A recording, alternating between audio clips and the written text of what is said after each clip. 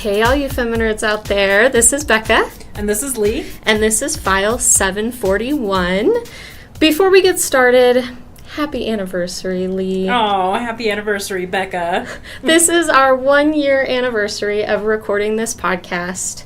We are going to be giving you a recap of our experience at DiNK, which was this last weekend, the Denver Independent Comics Expo. Yes. I think I said that all right. Yes. So that's what we did last year as our very first episode, so we're excited to do the same this year. Yeah. So Leigh, why don't you start us off? Kind of what was your experience? I know you could only be there on Saturday. Yeah, I was kind of in a rush on Saturday because it's 2 floors and I wanted to make sure I got to see everybody and talk to everybody. So I was on a mission. So I kept going and I did everything that I could. We handed out about 60 business cards and talked to a whole bunch of people who were really excited about our podcast. And this year, my favorite thing about it, because I was wearing the Feminerd shirt, I had people actually stop me and say, hey, are you part of the Feminerds? I'm like, yeah. And they were like, oh my God, we love your podcast. And that's never happened before. And I had one gal say that her full-time job is she works at a veterinarian office, and she talked all her coworkers into listening to it. So while they do filing at the end of the day, they listen to our podcast in the office. That's amazing. Yeah, so I thought that was a lot of fun. So yeah, I really enjoyed getting to talk to everybody more this time. In the past, I feel like I've been really shy and just kind of gone to shop and not really do much chit-chatting. And this time I actually got to dive in with some of the artists and enjoy conversations and comparisons and all kinds of different things. So yeah, awesome. Yeah, I think we reached a lot more people this year. Mm-hmm. We're starting to get that branding out there. It's exciting. Yeah, it's really exciting. One of the things I re-listened to our first podcast from last year to kind of refresh my memory. Do you feel like you saw a similar variety of art and artwork and artists at DiNK this year versus a couple years ago? Absolutely. This is my 3rd DiNK, and I would say that each time I go, I'm more and more impressed at the diversity of different comics. There's lots of different ethnicities, there's different things about disabilities, there's different things about sexualities, everything you could possibly think of. And I'm also happy to see that there's a ton of female comic artists. Pretty much every other booth was a female comic artist, and that made it feel very inclusive and comfortable and like, hey, I'm not the only one who's interested in this. Yeah, I had a similar experience. I was not feeling super well on Saturday, so I left pretty early, but I did go back on Sunday to kind of catch those places that I had missed. And yeah, it was very diverse, a lot of queer stuff, a lot of female-identified people. It's kind of funny because I found myself really walking past most of the white men. Yeah. And I felt a little bad because I'm like, a lot of them are really good artists, and they could be talking about really interesting things. They could be talking about, they might have a minority status that's invisible that I'm ignoring because I'm not really spending the time to look at their stuff. So that's on me. But I really was focusing on, I wanted to support the openly queer artists. I wanted to support the people of color. And so that's really where I gravitated. Yeah. So we want to talk about some of the things that we saw specifically that we really enjoyed. First of all, shout out to R. Allen Brooks and Dylan Edwards, who were on our podcast recently. Mariah Hummer couldn't be here this year. She recently had a baby. So congrats for her. But we missed her. So it was really fun to see those people and catch them again. Dylan has some new stuff from Valley of the Silk Sky. I think he sold out of his Transposes book, which is awesome. He also sold out of all of his lapel pins. So yes. He's creating some new ones. I just saw that. He's creating some new lapel pins. Alan Brooks debuted the cover for the next Burning Metronome, which is gorgeous. So check those things out. I think he also co-hosted the DiNK Awards. He did. So that's yes. Cool. Yeah, he does that. I think he's been doing that for several years now. So there's lots of really cool stuff, people that we've seen before, and some new stuff. So Leigh, what is one of the things that you saw that you really liked? The first one that pops out of my mind. I always am looking also as a teacher when I'm there, and what can I use in my classroom. I find I haven't really found a great way of teaching comics to elementary age kids. I find most of the resources that you find are usually middle school, high school, and it's kind of hard to change that to an elementary standpoint sometimes, because some of the comics are a little too adult, or it requires a lot more than what elementary kids can sometimes figure out on their own. So I'm still looking for ways of doing that. So I found a couple people who specialize in that, and their comics are actually meant to be used in the classroom. That's awesome. So one of my favorite ones that stuck out was A Journey with Strange Bedfellows by Jan C.J. Jones. I think what I liked about it, it was very Victorian Gothic, so that immediately attracted me as it was. And so what she's done is she's created a comic where she kind of mixes Mary Shelley, Nathaniel Hawthorne, Bram Stoker, Edgar Allan Poe. So yeah, lots of Victorian Gothic authors, and kind of puts it into one story. And she wanted to do this as more of a classroom thing. So the way that she did that is she's got the comic for the visual learners. They've also created an audio CD that is basically the comic read but acted out live like an old-timey radio show. Whoa, that's so you awesome. can, for the audio learners, they can just listen to that, or they can listen to it while they're reading the comic. And then they also created this really great card game and board game for the kinetic learners to be able to use the comic in order to win the game. That's amazing. Yeah, I know. They put so much time into this, and so her and I talked for at least 20 minutes. So I was very, very impressed with this one. So I'm definitely looking forward to using it in my classroom, and I suggested maybe she might want to work with the Molly Brown House at some point for Victorian horrors. So yeah, and they're a local group. They're from Monument, I believe. Awesome. Yeah. That's really cool. So kind of going along the same lines of education, but in using comics as a way to talk about an issue, to share experiences with people. The first person that I want to highlight is Lawrence Lindell. He's from Oakland, California, so man after my own heart.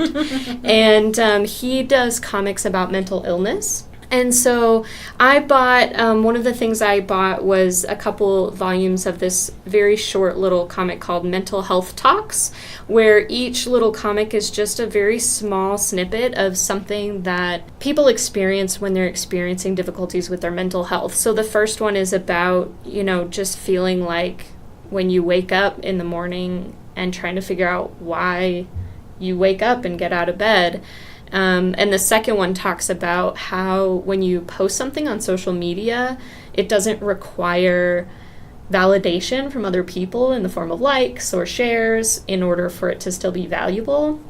So they're very small kind of snippets of information, but they help, I think, people who don't experience some of the mental health disorders that exist experience it and understand it a little better. Mm-hmm. A lot of his stuff, he has a couple of other comics. One is called The Section, which talks about different sections of being queer and being Black and having mental health disorders. There's one called The Garden. What I also really love about his work is some of the bigger books that he has have a very beautiful color palette. Mm-hmm. They're more pastel, and they have some really beautiful tones. And he and I had a conversation about how sometimes you need violence. Sometimes you need to experience violence through comics or video games to kind of get something out and do it in a way that's safe and doesn't actually harm other people.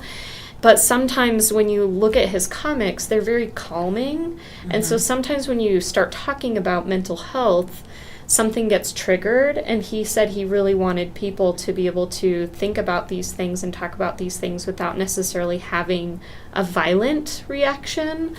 Oh. So it was very interesting to think about how he used the colors and the artwork to supplement the actual content of the work. So he is really great. You can find his stuff on Twitter at Lindell Studios and also on Instagram at Lawrence Lindell Studios. And we'll put everybody's contact information, their websites and their handles in the podcast details so that you can check them out. Yeah, that is actually interesting. I do feel like this year, walking around, that mental health was definitely a topic that was very common. Absolutely. So there were several artists who expressed their artwork and with mental health as their main topic. So yeah, that was cool to see. I think it would be nice to do a podcast in the future about mental health. Absolutely. Yeah. So what else did you find, Leigh? I found, not to keep going back to the teacher thing, but I found another gal, Maggie Theorem, who also teaches comics, but also the reason why I was mostly attracted to her booth was because there were so many cats. Yes. So I bought, a big anthology of all her cat comics because they were adorable and I loved it. So that was the first reason. And then she told me that she also taught comics to kids, and I was like, well, great, that's just an added bonus to the cats. I bought her lesson plans, but then also there were these little mini comics she did, and I think I love the charmingness of the little tiny comics or the zines and things like that. So she had two in particular that I really enjoyed that was called Teaching Kids Comics, and it was all the quirks that happen. So as I was reading them, I'm like, oh yeah, that's happened in my classroom. Oh yeah, that's happened to me. So just to give you a couple snippets of that, she has shorter hair, and so one of the kids was like, hey, I want to tell you something, but I think it might be mean. She's like, oh, what is it? And she's like, I think you look like a boy. I've had that, where kids will say, are you a mister or a missus?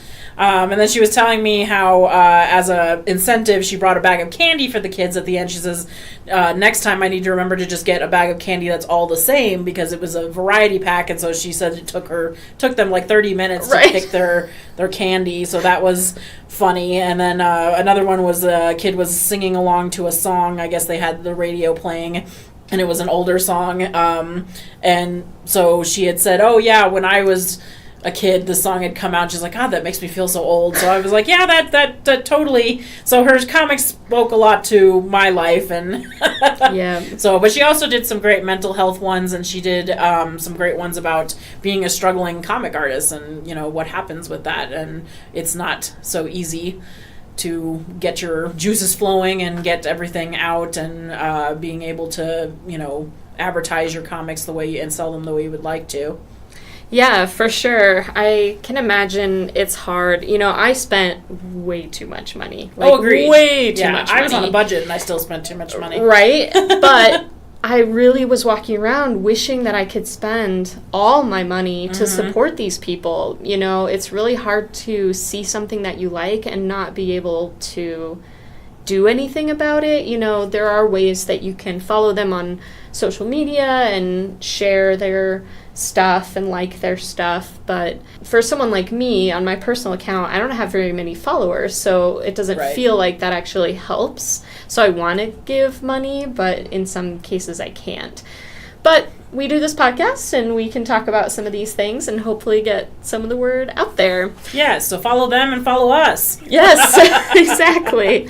So the next person I wanted to talk about is an artist and writer named Melanie Gilman. I follow them on Twitter, and they had posted about coming to Denver for DiNK. And they do these little kind of mini comics every day that are like 3 panels.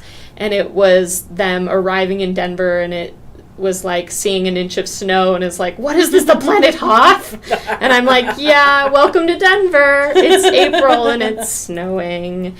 So when I saw them and I found their booth, I said, oh yeah, I talked with you a bit on Twitter, and they were in a panel that we can talk about a little bit later, but I picked up one of their books, which is called As the Crow Flies, which is about a 13-year-old girl who's queer and black, who goes to this all-white Christian youth backpacking camp. And Melanie and I had an interesting conversation about, I grew up religious, and I went to kind of girls' camps when I was growing up that were very focused on not only, the typical, like, camping and beading and swimming and whatever kind of summer camp things you do, hiking, but also this time for you to be able to reflect on your relationship with God. And no longer being religious, it's interesting for me to think about my experiences. When I was a kid in those camps, I don't think that my experiences were in any way invalid. I think the experiences that I had were valid, and I appreciate the spiritual experiences that I had. I just have a different perspective now. So this book was really interesting because Charlie, the protagonist, is much more aware and cognizant than I was at 13. And so she, points out the fact that she's the only black kid in this camp. People say things that are racist, and she doesn't know how to bring that up. Yeah. And then, it's this all-girls camp, and their counselor is like, oh, yeah, we do this because back in the pioneer days, this woman, gathered up all her female friends and climbed this mountain and had this spiritual experience, so now we do it to follow in her feminist footsteps and whatever. But then later on, somebody brings up, if they left their kids behind, who is feeding them, and they're like, oh, they had servants, they were wet nurses, and Charlie's doesn't know how to interact with these things, especially because she feels like she's supposed to be there, but then she's questioning if the message she received from God is actually true. So it's really interesting. It's very deep and has a lot of things going on with it. The artwork is great. Melanie did this and one other book in colored pencil, which I don't see as often. And it's really beautiful, really great colors. The characters are really interesting. I had my own, kind of personal experience that I could relate to it.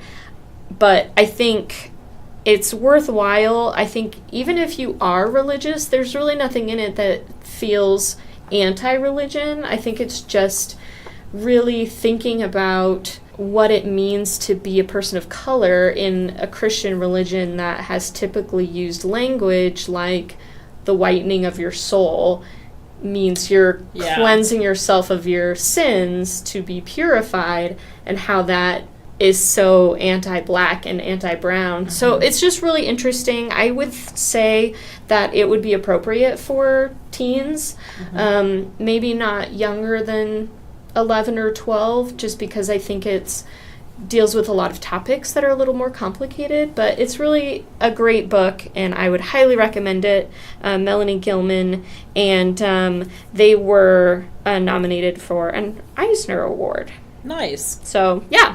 So check that out. Alrighty. My next one, I flipped through. I have not read fully yet, but it intrigued me so much that I wanted her to tell me all about it, and I stood there for quite a while to hear everything about her comics. She was fascinating. So this is a comic by S. Barnes.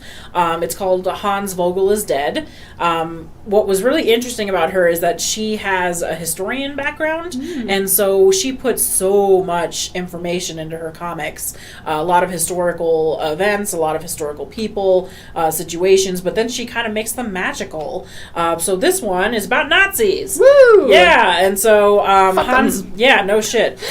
So Hans Vogel is an air fighter pilot for the Nazi regime, and what happens, I believe, is that he gets killed and wakes up in a Grimm's fairy tale. And he kind of goes through this transformation of realizing that everything that he has done in his life and has known to be true is wrong, and that he needs to not necessarily repent, but somehow, find a way to be a better person, basically. So using fairy tales to show somebody that, what you're doing in life or what you've done in life in your past life was not right.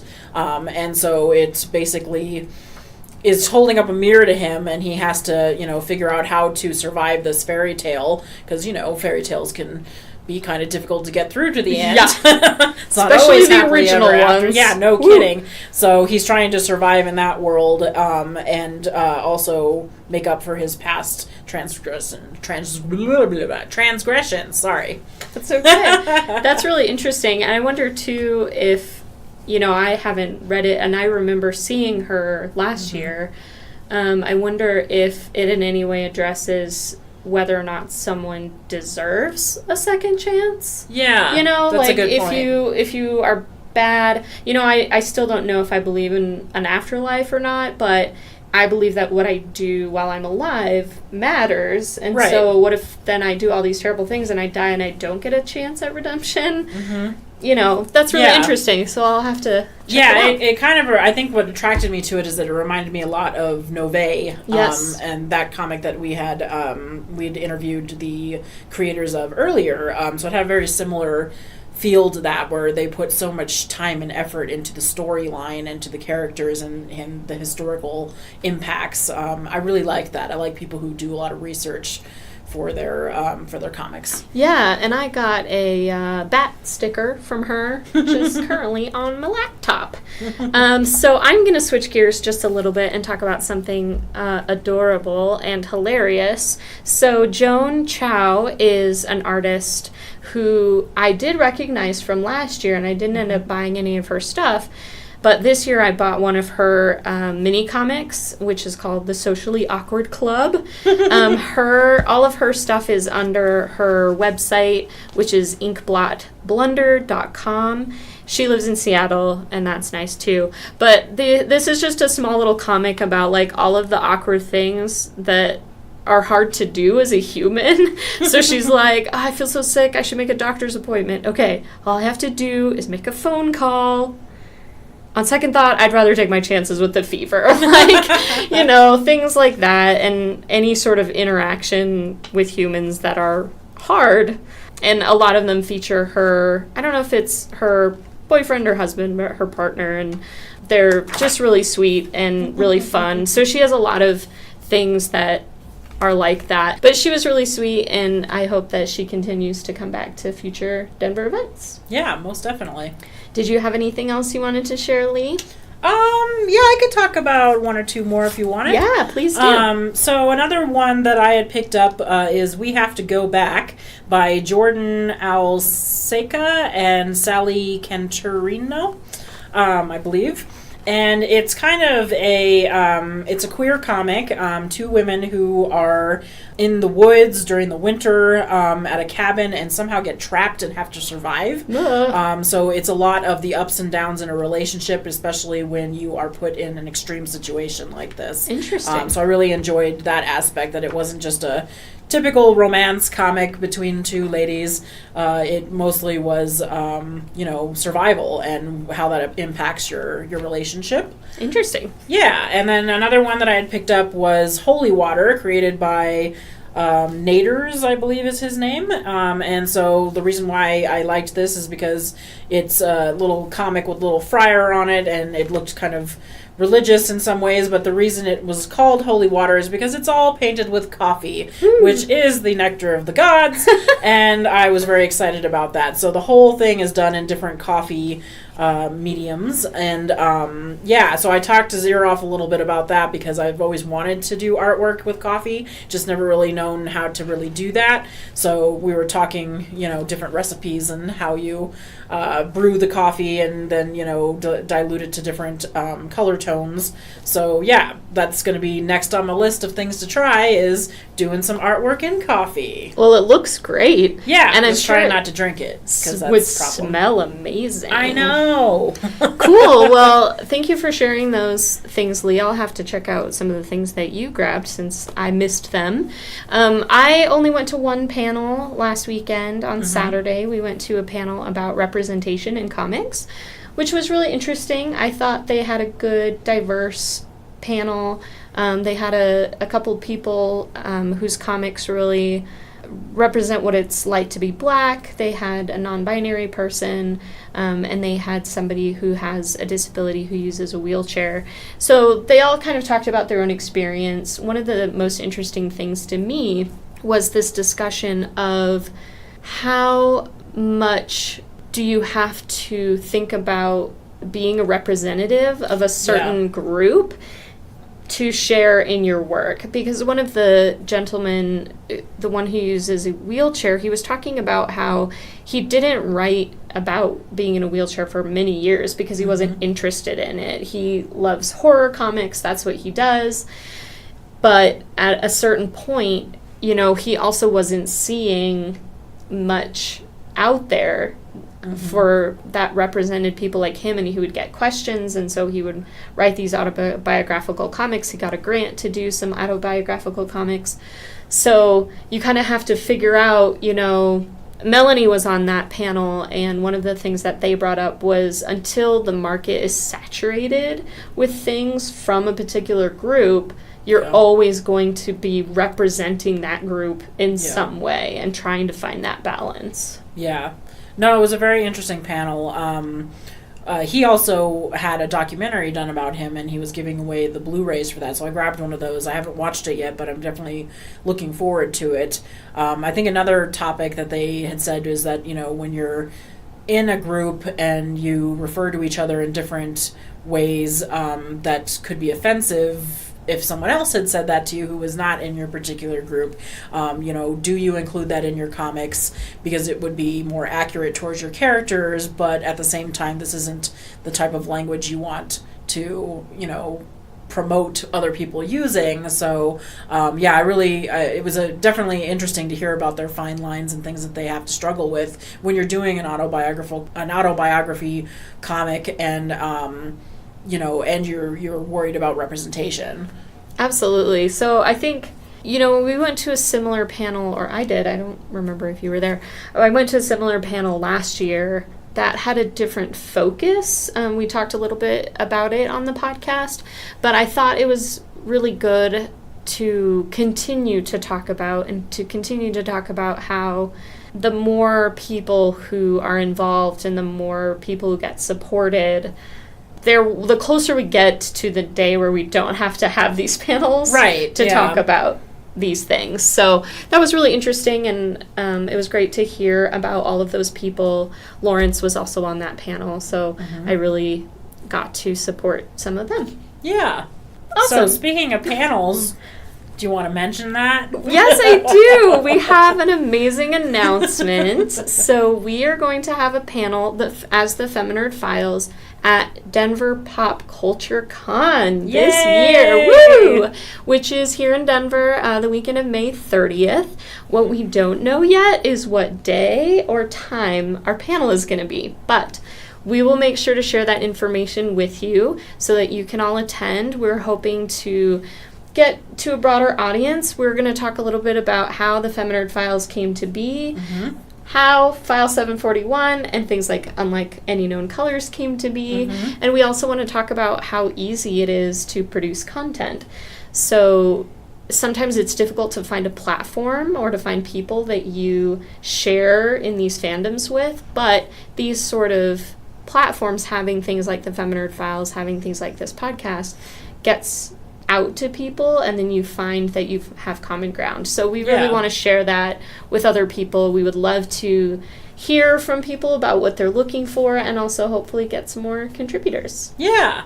I'd also like to mention that I'm going to be starting a personal podcast as well called Scarlet Yeti, and I'll explain the name on the first podcast. So we're already lining up some good people and topics for that one. Our first one's going to be Esty and I talking about Batman's 80th anniversary, so stay tuned for that. That's coming up soon. Yeah, so keep your ears open. We also are going to be planning some great guests for the rest of this year. Some of the people that we met at DiNK are going to be on the podcast to talk about their work, so stay tuned. All right. Well, this has been another exciting episode of File 741. I'm Leigh. And I'm Beckah. And thank you for listening. You can check us out at thefeminerdfiles.net, and you can like us on Twitter, Instagram, and Facebook. Please like us. Yes, and YouTube as well.